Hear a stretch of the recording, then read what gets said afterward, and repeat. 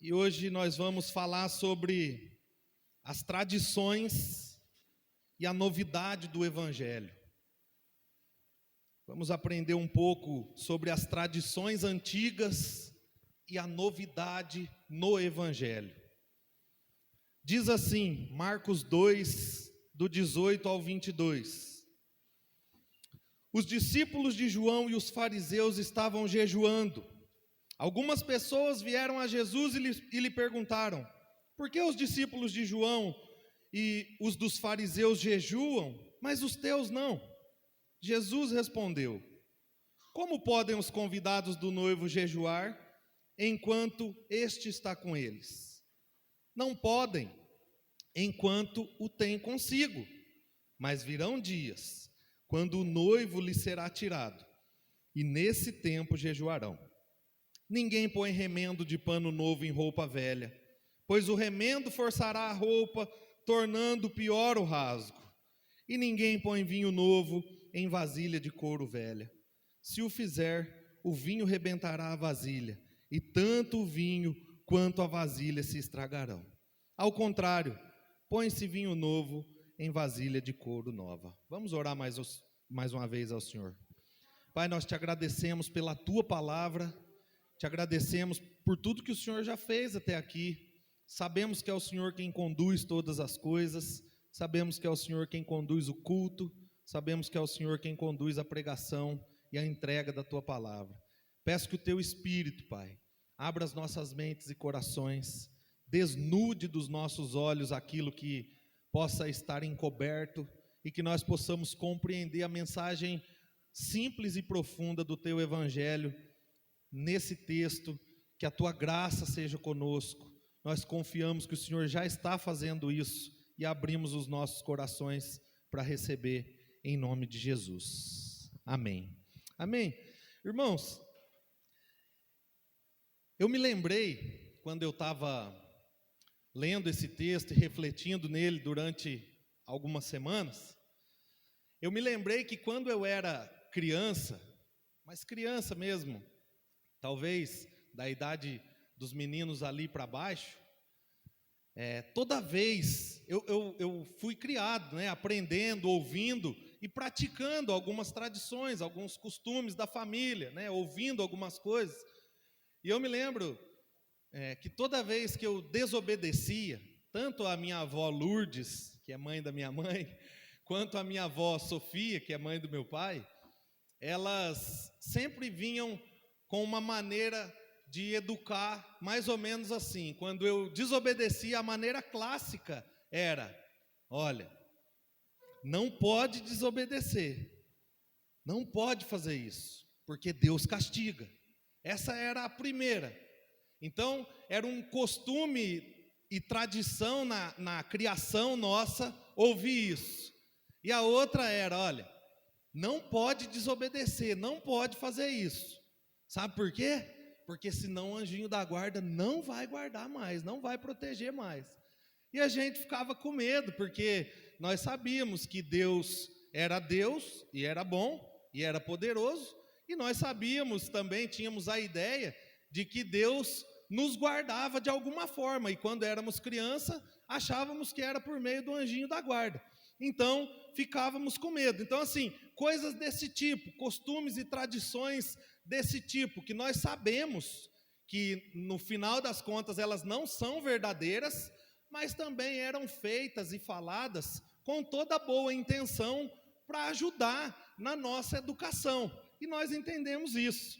O fato aqui é que em determinado tempo nós passamos a perceber que algumas tradições e costumes já passam a não fazer mais sentido, elas acabam não fazendo mais sentido. Por exemplo, usando essa questão da desobediência aos pais, aos avós ou a qualquer familiar, nós passamos a ter um novo entendimento. À medida que nós vamos crescendo, nós começamos a perceber que a obediência ela não deve acontecer porque Deus vai castigar ou porque o anjinho da guarda não vai mais nos proteger, mas deve acontecer porque nós amamos os nossos pais, nós amamos os nossos avós, e a obediência é uma maneira de honrá-los, de forma graciosa, de forma generosa, verdadeira, como filhos e como netos, né?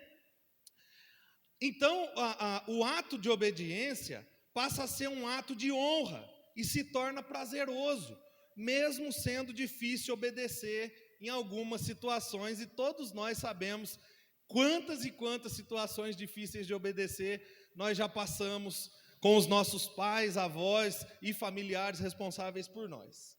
E eu acredito que é isso que Jesus vai ensinar aqui ao contar essa pequena parábola. Ele faz 3 pequenas comparações diante de um questionamento que é feito a ele, do porquê que os seus discípulos não jejuavam como os fariseus e como os discípulos de João Batista, já que tanto os discípulos de João quanto os fariseus cumpriam rigorosamente com as tradições e com os rituais da lei judaica. Mas para a gente lembrar aqui do que se passa no início do Evangelho de Marcos, nós temos que lembrar que o Evangelho de Marcos, ele tem como público-alvo, o público ouvinte do Evangelho de Marcos, são os romanos, e consequentemente, todos os gentios, todos aqueles que não faziam parte do povo de Deus, que moravam em Roma. Eles leriam e ouviriam os relatos a respeito de Cristo através do Evangelho que estava sendo escrito por Marcos. Então, Marcos tem como objetivo comunicar aos leitores e os ouvintes que Jesus é o Filho de Deus, que é Ele que foi enviado para salvar os pecadores por meio da cruz. E essa mensagem, para os romanos, era algo muito estranho, era loucura. Por quê? Porque os romanos eram pessoas de muito poder, eles tinham um entendimento de força e de poder por meio dos exércitos, que era o poder bélico, eram os domínios. Então, para eles, era loucura. Um homem que veio de Nazaré, que morreu na cruz, que ele pudesse, então, ter poder e autoridade para salvar pecadores. Então, os romanos, como eu disse, eles eram gentios, não faziam parte do povo hebreu. Por isso, então, eles não tinham noção de todos os rituais cerimoniais que estavam contidos no Antigo Testamento, eles não tinham noção das promessas de Deus, que Deus veio traçando na história, que estava contando todo o Antigo Testamento. Eles não tinham essa noção da história do povo de Israel. Só que eles também eram alvos da salvação por meio de Jesus.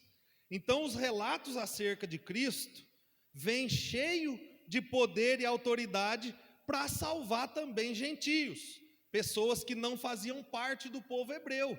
Vem cheio de poder e autoridade para salvar aqueles a quem Deus havia escolhido no meio daquele povo, que ia abrir a mente, colocar um novo coração, dar a eles entendimento para compreender que Jesus de fato era o Filho de Deus e que tinha vindo para salvar pecadores por meio da cruz. E é o que Marcos começa narrando desde o início do Evangelho.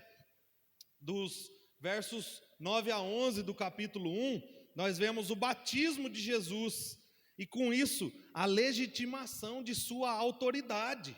Por quê? Porque o Espírito desce sobre ele e Deus diz: tu és o meu Filho amado, de quem me agrado. Então nós vemos Deus empoderando Cristo, empoderando o Cristo encarnado de toda a autoridade, logo no início do Evangelho de Marcos. Pois nós vamos ver como é que Jesus é levado ao deserto para ser tentado pelo diabo, ele é levado pelo Espírito. Aí, então nós vamos ver nos versos 12 e 13, do capítulo 1 ainda. E dos versos 14 a 20, nós vemos a autoridade de Jesus para pregar o Evangelho do Reino e chamar pessoas para serem seus discípulos. É o que acontece com Pedro, André, Tiago e João. Eles são chamados à beira do mar da Galiléia. Então Jesus ali já mostra autoridade sobre as pessoas também.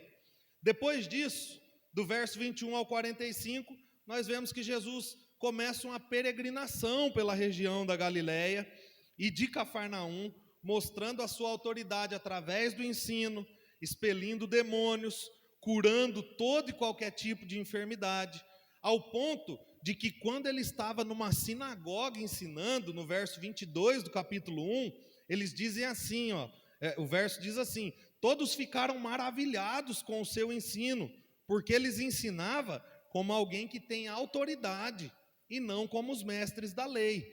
Então aqui já acontece a primeira comparação entre Jesus e os mestres da lei, e a comparação não é de sabedoria, do quanto ele tem um bom ensino, mas da autoridade que ele ensina, o conteúdo que ele estava trazendo.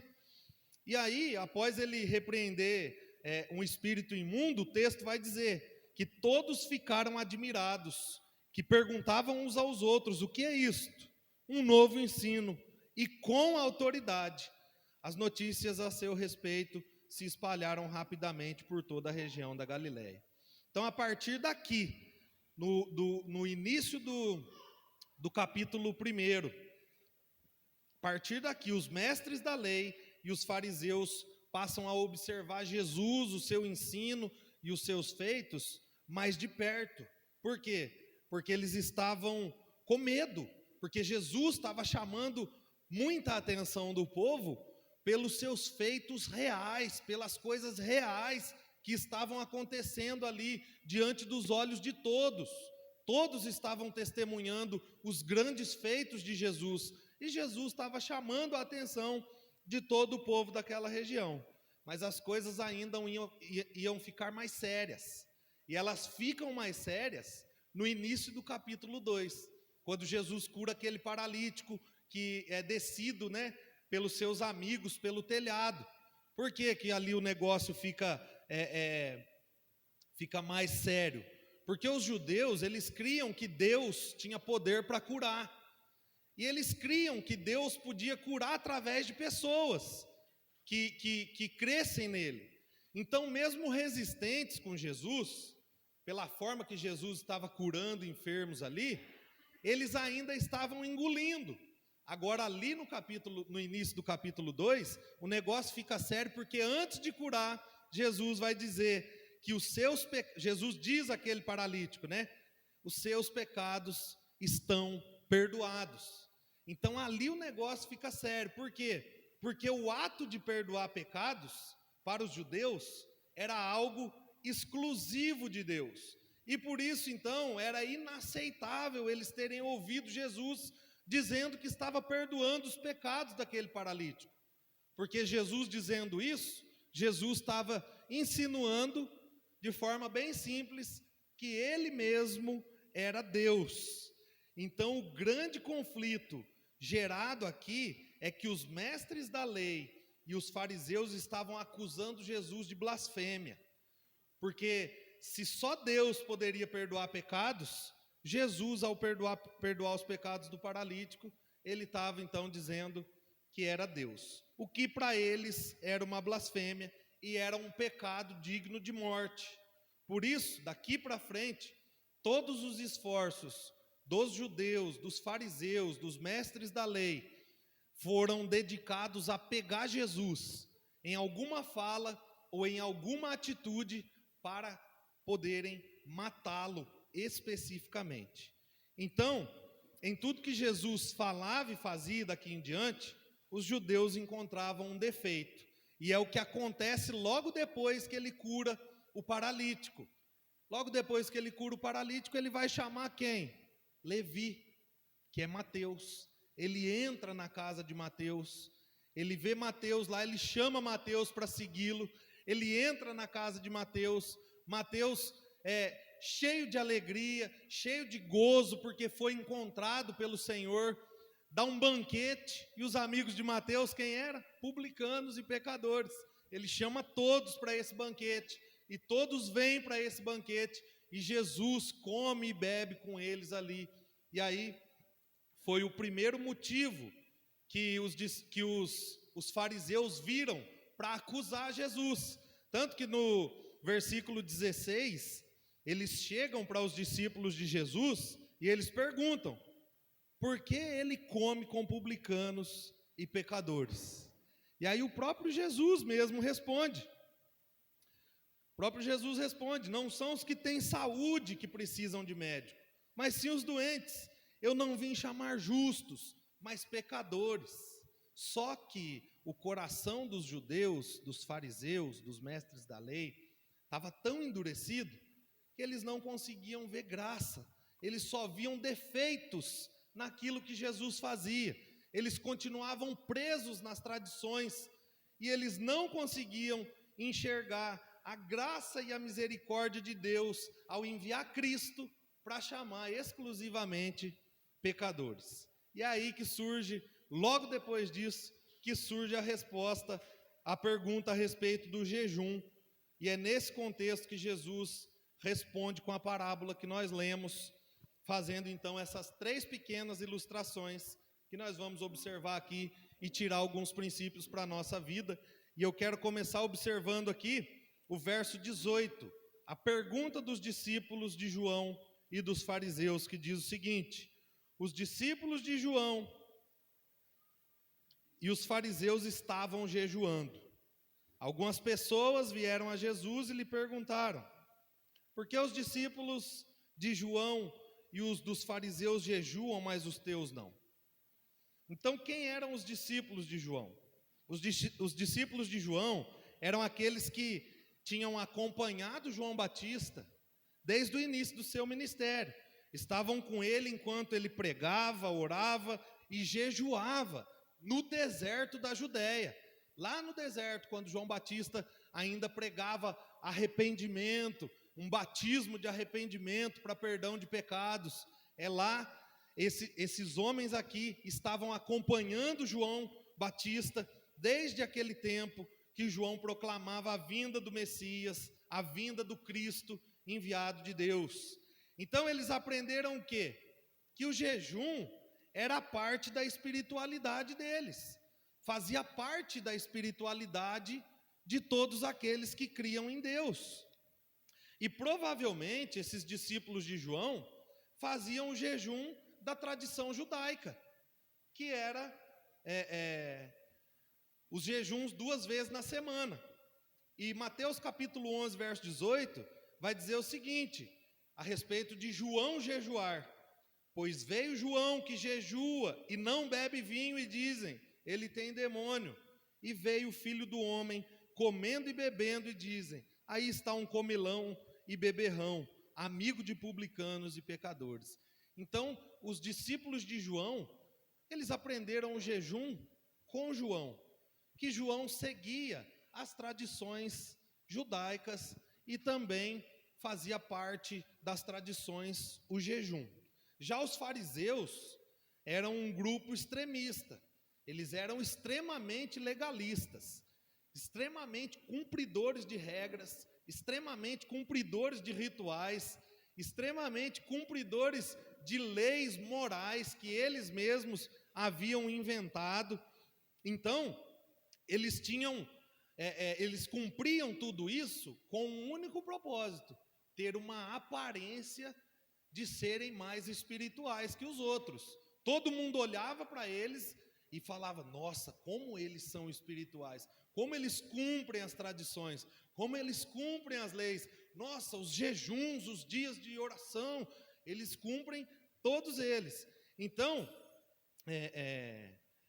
eles haviam acrescentado 2 dias a mais de jejum para o povo judeu. Por quê? Porque a lei de Moisés só impunha 1 dia de jejum obrigatório para todo o povo, que era o dia da expiação. Que era o dia da expiação? Porque Levítico 23, de 26, versículo 26 e 29, vai falar que naquele dia o povo devia jejuar, não comer, não beber água. O dia da expiação era aquele dia, uma vez no ano, em que o sumo sacerdote ia pegar um cordeiro perfeito, limpo, sem mancha, sem mácula nenhuma, e ia levar no Santo dos Santos, e ia sacrificá-lo lá para o perdão dos pecados do povo. Então, era nesse dia que a lei de Moisés colocava como um padrão, um jejum coletivo. que era uma ordem, vamos dizer assim, que todo o povo de Deus jejuasse. Mas o tempo foi passando, a tradição foi correndo, os fariseus, os mestres da lei, os judeus foram querendo ter mais aparência de piedade e de devoção, e eles colocaram então a famosa tradição oral, a lei oral. Eles acrescentaram mais 2 dias de jejum. Os estudiosos dizem que eram na terça e na quinta-feira. Mas independente dos dias, eles acrescentaram mais 2 dias de jejum. E isso nós vemos no Evangelho de Lucas, no capítulo 18, versículo 11 e 12. Nós vamos ver ali, né, naquela parábola do fariseu e do publicano, como é que o fariseu ora. Ele orava: olha, Deus, eu te agradeço, porque eu não sou como esse publicano, porque eu jejuo 2 vezes por semana e dou o dízimo de tudo que eu ganho. Então subentende-se que o fariseu estava dizendo que ele era cumpridor das leis e das tradições do judaísmo.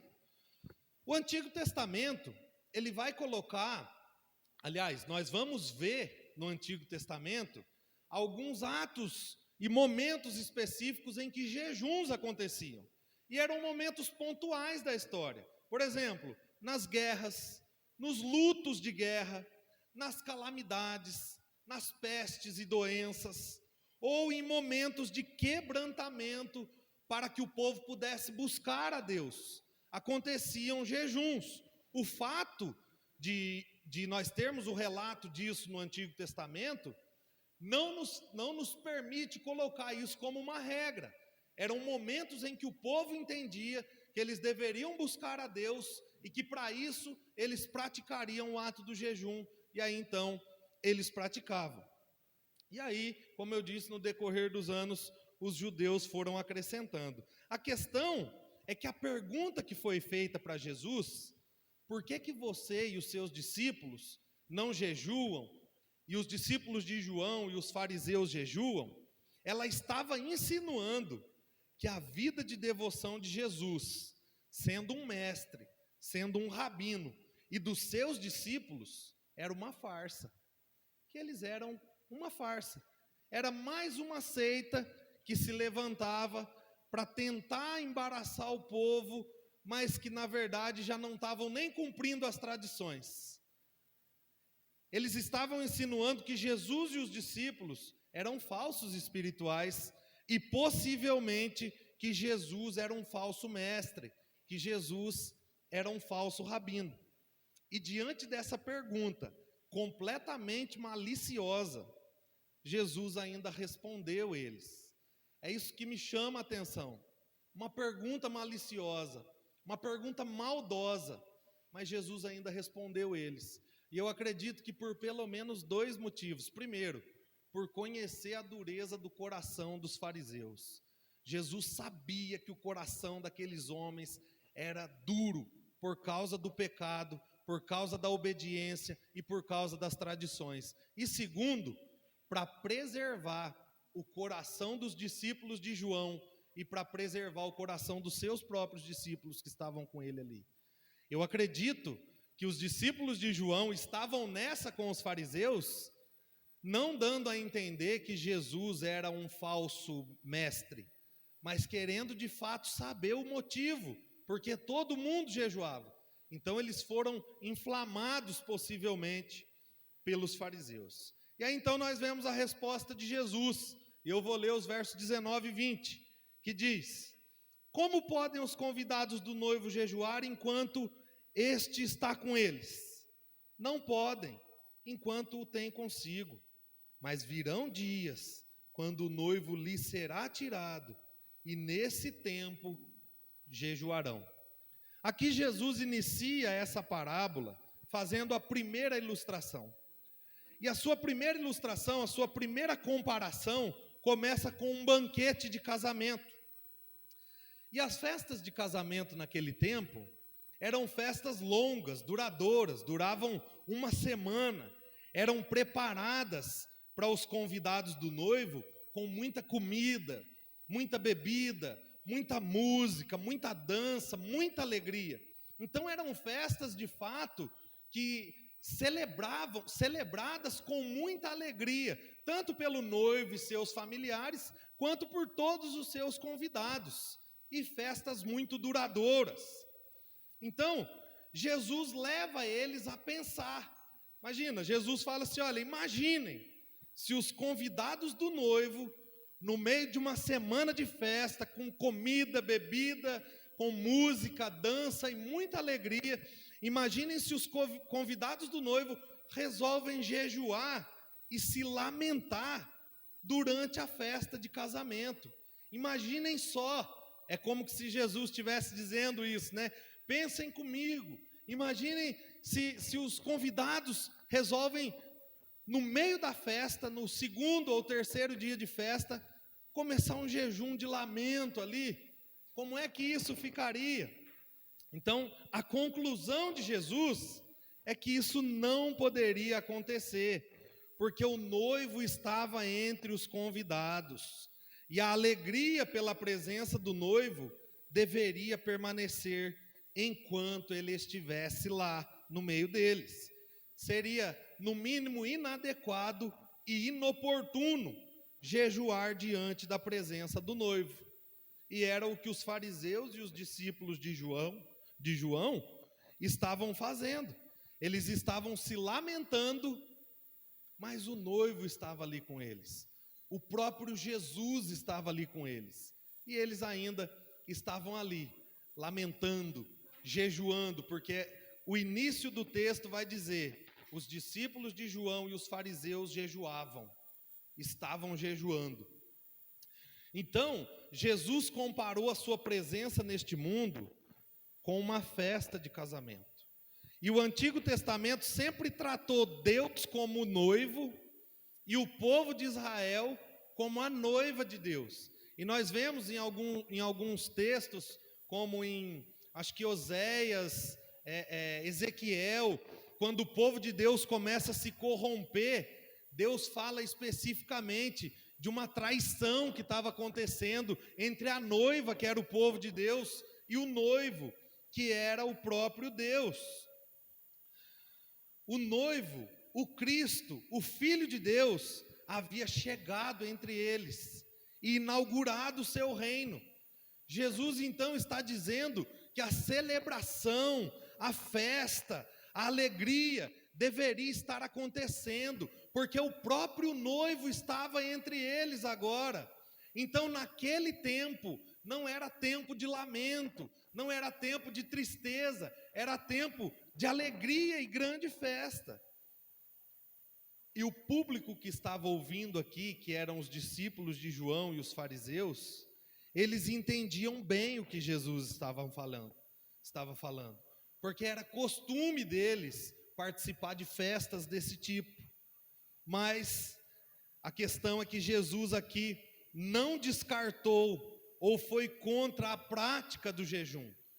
Jesus apenas diz que enquanto o noivo estivesse com eles, eles não deveriam jejuar, porque não era tempo de lamento, era tempo de alegria. E o jejum, de alguma forma, ia levá-los ao lamento. Por isso eles não deveriam jejuar, só que Jesus não descarta o jejum. Versículo 20, ele diz que chegará o dia em que o noivo lhe será tirado, e naquele tempo jejuarão. Nesse tempo jejuarão. Aqui Jesus fala pela primeira vez no Evangelho de Marcos da sua morte na cruz. E que quando isso acontecesse, quando ficassem sem a sua presença física, deveriam sim jejuar. Jesus se opôs às motivações daquele jejum que estava sendo praticado, que era para cumprir regras, que de alguma forma era para mostrar uma aparência de piedade, e de alguma forma eles iam se orgulhar, e de alguma forma eles iam se sentir melhores do que aqueles que não estavam praticando. E Jesus não só se opõe às motivações, mas se opõe ao tempo inoportuno que eles estavam praticando esse jejum. E o tempo era enquanto ele ainda estava no meio deles. Enquanto Jesus estava no meio deles, era tempo de celebração, e não de lamento. Irmãos, o tempo que Jesus falou aqui, em que os discípulos deveriam jejuar, esse tempo é agora. São os nossos dias, são os nossos tempos. Agora, nós não temos a presença física de Jesus entre nós, e ainda que tenhamos o Espírito Santo, nós aguardamos ansiosamente a promessa do retorno do noivo. Nós sabemos que o noivo retornará, nós sabemos que o noivo estará no nosso meio de novo. Então, nós, aguardando a sua presença, nós precisamos, não como uma regra, não como uma ordem, mas nós temos como uma opção também a prática do jejum, porque é nesse tempo que nós nos preparamos para ter a presença do noivo entre nós novamente. E é bom sabermos então, já que os tempos são agora, que devemos jejuar, que os discípulos de Jesus devem jejuar, é bom sabermos como isso deve acontecer. Como é que deve acontecer a prática do jejum? E eu quero aqui listar algumas coisas para que a gente fique atento à luz da Escritura. Como é que nós podemos, como discípulos de Jesus, esperando o noivo, esperando a presença do noivo de novo no nosso meio, como é que nós podemos praticar o jejum? Primeiro, não deve ser feito com obrigatoriedade ou por cumprimento de regras religiosas, mas deve ser feito em adoração e dependência de Deus. Nós devemos buscar a Deus em contrição, em arrependimento, em quebrantamento, e dessa forma anunciar que nós temos fome de Deus e fome da sua gloriosa presença, a qual nós aguardamos na sua segunda vinda.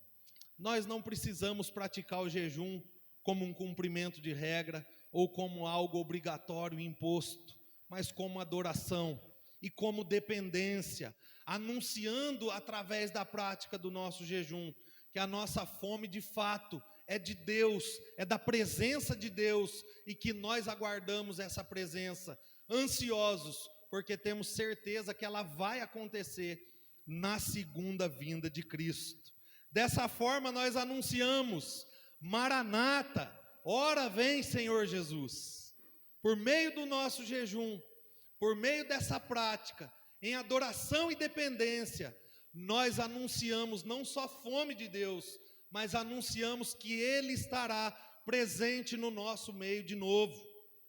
E a segunda coisa que nós devemos nos lembrar é que o jejum bíblico acontece especificamente com a abstenção de alimentos, com a abstenção de refeições, às vezes de água, e no caso de Daniel, um jejum parcial conhecido, né? Ele se absteve das iguarias do rei, ele se absteve daquilo que Nabucodonosor ofertava a ele, então ele se alimentou somente dos vegetais, né? E não comia a comida do rei. Mas também foi um fato específico na história, que também não pode ser colocado como uma regra. Significa, irmãos, que o jejum bíblico, em toda a Bíblia, nós vamos ver que o jejum é a abstenção de alimentos.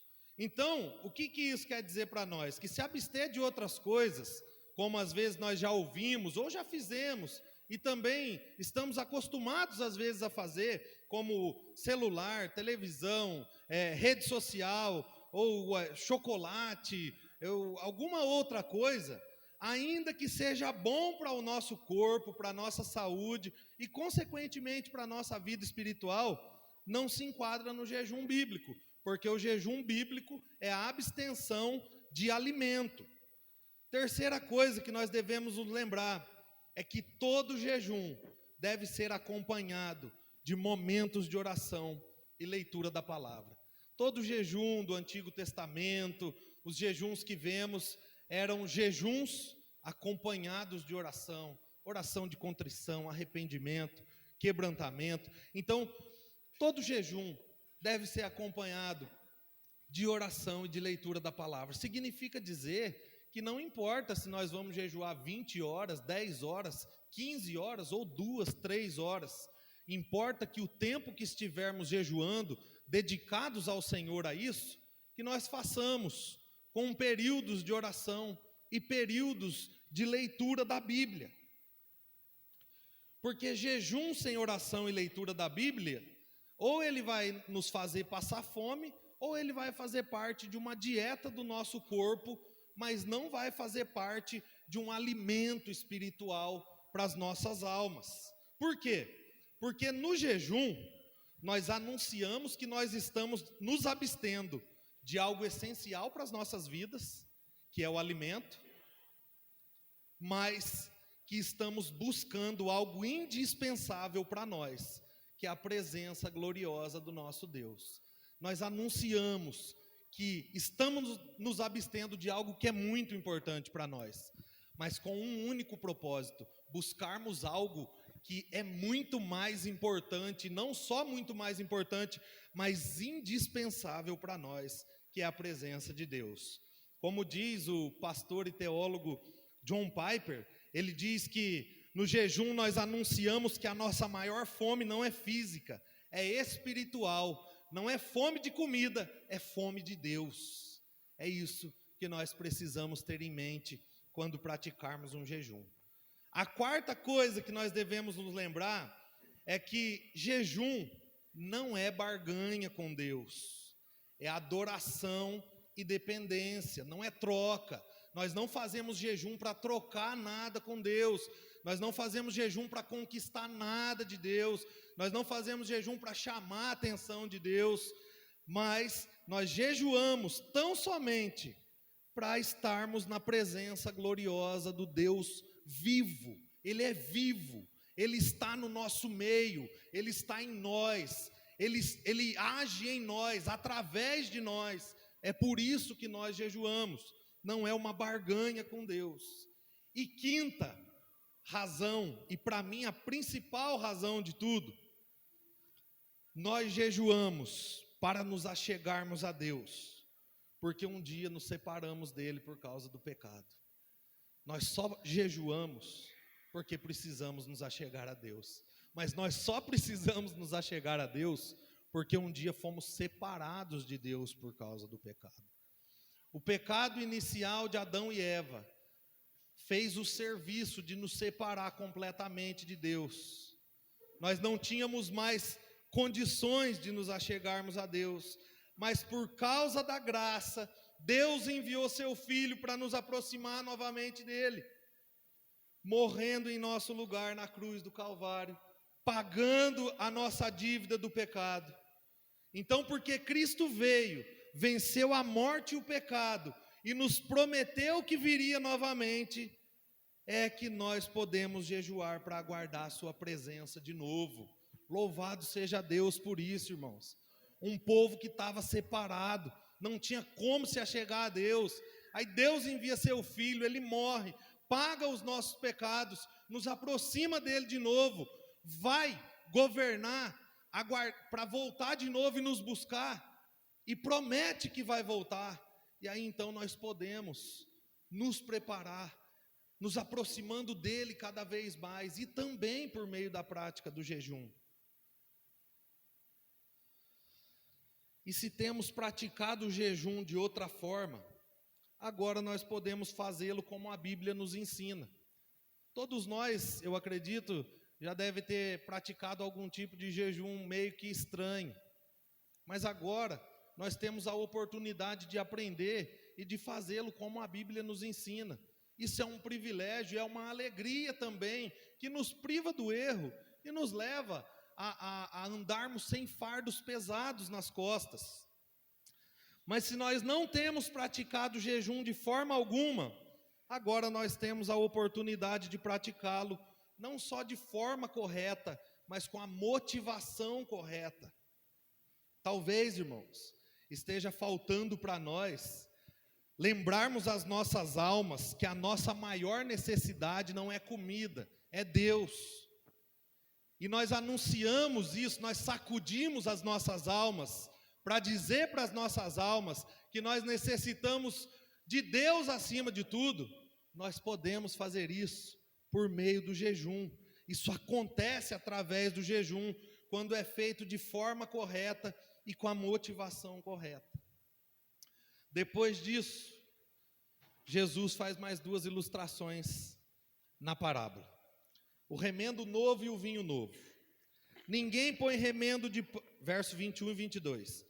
Ninguém põe remendo de pano novo em roupa velha, pois o remendo forçará a roupa, tornando pior o rasgo. Ninguém põe vinho novo em vasilha de couro velha, se o fizer, o vinho rebentará a vasilha, e tanto o vinho quanto a vasilha se estragarão.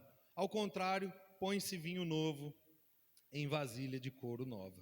Jesus usa mais duas ilustrações bem comuns para os judeus, para mostrar a mesma coisa: a incompatibilidade entre as tradições judaicas e o evangelho do reino de Deus.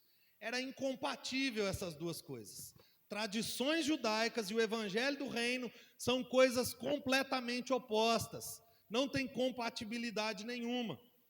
E todos ali sabiam que se tivessem uma túnica, que era a roupa da época, né? E nós sabemos aqui que se temos uma roupa rasgada e nela for colocado um remendo, ainda que na mesma tonalidade da roupa rasgada, mas se o tecido do remendo for novo, não vai dar certo.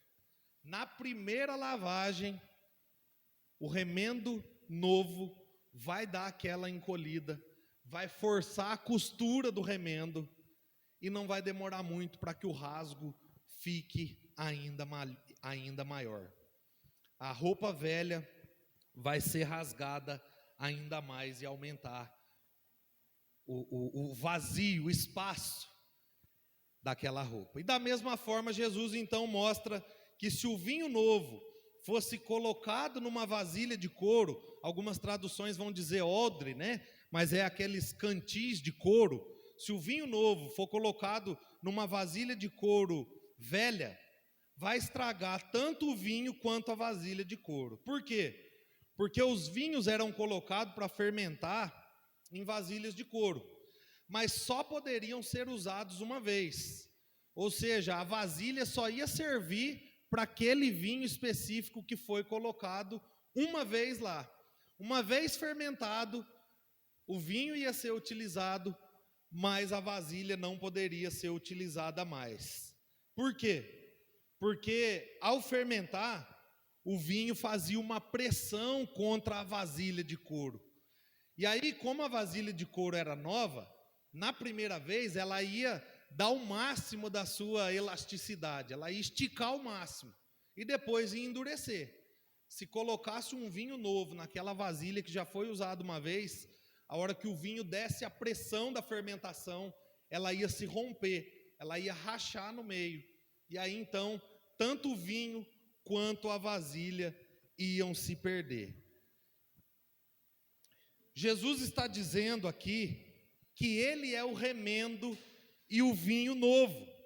E da mesma forma que a roupa velha é incompatível com o remendo novo, e a vasilha velha é incompatível com o vinho novo, assim também as tradições e rituais religiosos do judaísmo são incompatíveis com a chegada da novidade do reino de Deus, da novidade da nova aliança que havia chegado no meio deles por meio de Jesus. E da mesma forma que o remendo novo precisaria de um tecido novo e que o vinho novo precisaria de uma vasilha nova, a vida de todos aqueles que eram discípulos precisariam andar em novidade de vida, precisariam ser uma vida nova, num novo reino, numa nova aliança. Não era mais baseado nas antigas tradições religiosas, mas sim agora em um novo relacionamento pessoal e real com a pessoa real de Jesus e pessoas reais como os discípulos e como nós. Irmãos, o cristianismo, ele não é uma extensão do judaísmo. O cristianismo não é uma continuação do judaísmo, como muitas igrejas têm feito por aí. Mesmo que o cristianismo tenha saído do meio do judaísmo, quando o cristianismo sai do meio do judaísmo, em Jesus, tudo é rompido com o judaísmo.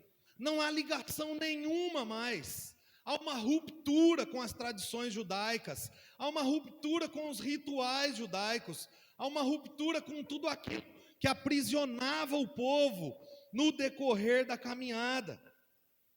Agora, o caminho para Deus e o relacionamento com Deus não dependem dos rituais, dos cumprimentos de regras, mas dependem exclusivamente da comunhão e de um relacionamento pessoal com Jesus. A comunhão com Deus naquela época era distante, e para os judeus ainda é distante. Eles precisam de regras e de rituais. Nós não precisamos de regras e rituais, nós só precisamos de um relacionamento real com a pessoa real de Jesus. Mas a questão aqui é que nós estamos muito acostumados a cumprir regras, e parece que fica fácil demais não ter que cumprir regras, e parece que é um discurso muito suave, uma relação com Jesus, e no final das contas, mesmo sendo leve, mesmo sendo um discurso suave, se torna difícil de ser cumprido, se torna difícil de caminhar com Ele, se torna difícil de se relacionar de verdade mesmo com Ele. Mas nós precisamos nos lembrar que a comunhão e o relacionamento pessoal com Jesus só se tornou possível, não foi porque nós buscamos relacionamento com Ele, foi porque Ele buscou relacionamento conosco. O Verbo se fez carne e habitou entre nós. Deus encarnado estava no nosso meio para um relacionamento real, e por meio de sua morte na cruz, Ele nos aproximou dele novamente. Homens e mulheres pecadores como nós, podem se aproximar de Deus, por meio de um relacionamento real, porque Jesus veio ao nosso encontro, Deus veio ao nosso encontro por meio de Cristo. É por isso que nós podemos nos achegar a Ele.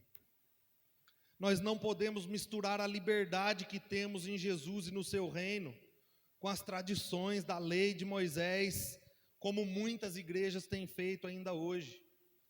As igrejas estão resgatando aquilo que já se cumpriu em Cristo, estão cumprindo coisas insanas, dizendo que é para buscar a presença de Deus.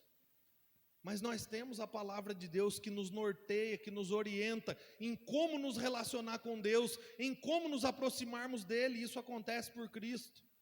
E nós, irmãos, igreja de confissão reformada, como a nossa e muitas outras, nós não avaliamos a vida, a conduta, a cosmovisão, a visão de mundo, por meio de rituais, tradições ou modismos. Nós avaliamos por meio da palavra de Deus. É por isso que nós temos a palavra de Deus, é por isso que nós prezamos pela palavra de Deus, é por isso que nós observamos ela atentamente, para que possamos viver a nossa liberdade em Cristo, cheios de graça, mas cheios de temor e santo temor, cheios de sensatez, porque é isso que Ele nos ordena pela própria Escritura. Então, queridos, sabendo que o noivo não está entre nós, Cristo nos deixou exercícios espirituais, disciplinas espirituais para serem praticadas. E qual é o propósito desses exercícios espirituais, dessas disciplinas espirituais? Nos fortalecermos e crescermos até que o noivo esteja entre nós novamente. E essas disciplinas espirituais fazem parte da nossa liberdade para o relacionamento com Jesus. Quais são essas disciplinas? Além do jejum que eu falei agora, a leitura bíblica e oração diária, meus irmãos. Exercício espiritual, exercita a nossa alma. Leitura bíblica e oração diária. Participação dos cultos para ouvir a palavra de Deus. Esse ato aqui é um ato de exercício espiritual. Nós estamos exercitando e fortalecendo e crescendo no Espírito, até que o Senhor esteja conosco de novo. A participação da ceia do Senhor, o que celebramos hoje, nos fortalecendo, nos renovando, nos ajudando a caminhar. E a comunhão com os irmãos, com a igreja, é exercício espiritual, anima a nossa alma, alegra o nosso coração, nos fortalece. Então todas essas são práticas espirituais que devem ser feitas, porque são meios de graça, ou seja, são os meios pelos quais Deus nos fortalece, nos faz crescer e nos prepara para a sua vinda, para a chegada do noivo. Deus deixou para nós, igreja dele, igreja de Cristo, exercícios para que fossem cumpridos no dia a dia, para que pudéssemos não só nos mantermos, mas nos fortalecermos e crescermos até que ele voltasse. E concluindo aqui, irmãos, fica aqui um alerta a nós, tenhamos cuidado, nós não podemos deixar de observar aqui com o orgulho espiritual dos fariseus. Eles perguntaram capciosamente, maliciosamente, de forma orgulhosa: nós estamos fazendo jejum, por que vocês não estão? Temos que ter cuidado com o orgulho espiritual dos fariseus. Nós não estamos isentos desse orgulho, mas devemos nos lembrar sempre que a verdadeira espiritualidade, ela sempre nos levará à humildade, ela nunca nos levará ao orgulho. Sabe por quê? Porque nós conheceremos mais a Deus e quem Ele é, e conheceremos quem nós somos diante desse Deus. E quando isso acontecer, não tem como nós sermos levados ao orgulho, nós sempre seremos levados à humildade. Reflitam comigo então, irmãos, em algumas perguntas aqui, e eu vou encerrar orando, e o Levi já pode se colocar aqui. Mas, irmãos, faça uma autoavaliação. Como é que está a tua espiritualidade? Como é que você tem se relacionado com o Senhor nos últimos tempos? Como é que está a tua relação com Deus? Como é que está a prática dos exercícios que fortalecem a sua alma, o seu espírito? Seu relacionamento com Jesus tem sido um relacionamento pessoal? Pensa nisso de verdade mesmo, reflita nisso. Tem sido um relacionamento pessoal? Sabe por quê? Porque Jesus está vivo. E com alguém que está vivo, nós só podemos ter relacionamento pessoal. O relacionamento de vocês tem sido pessoal com Jesus?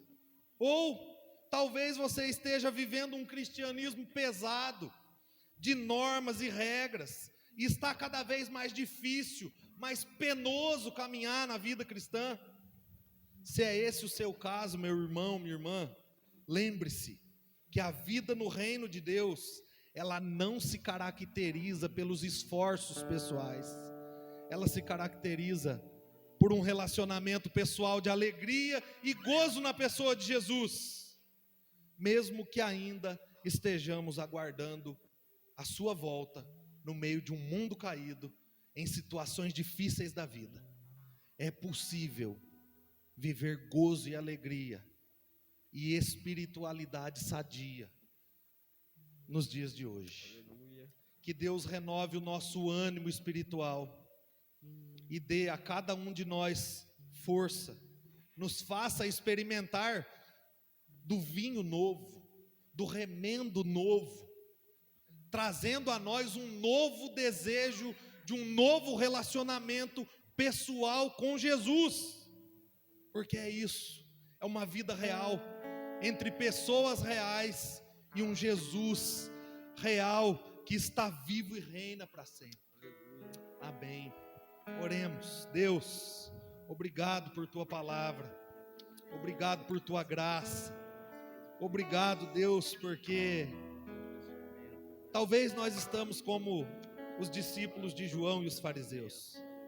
Isso é muito bom, porque podemos enxergar por meio da tua palavra que nós não precisamos viver assim. Nós não precisamos viver uma vida pesada, de fardos pesados, de regras e costumes e tradições, mas uma vida de adoração e dependência, de graça, pela graça e por causa da graça. Senhor, louvado seja o teu nome. Fortalece os corações cansados aqui. Fortalece aqueles que estão com dificuldade de se relacionar de forma pessoal com o Senhor. Ajuda-os a compreender a necessidade de uma espiritualidade real e sadia, para uma vida real e sadia com o Senhor. Que isso aconteça no nosso meio, não só hoje, mas a partir de hoje, por todos os dias que caminharmos juntos. E eu creio, Senhor, eu creio que o Senhor nos ajudará a nos fortalecermos, a crescermos e a esperarmos ansiosamente a tua vinda. Louvado seja o teu nome. Obrigado por tua palavra que é vida. Nós te agradecemos em nome de Jesus.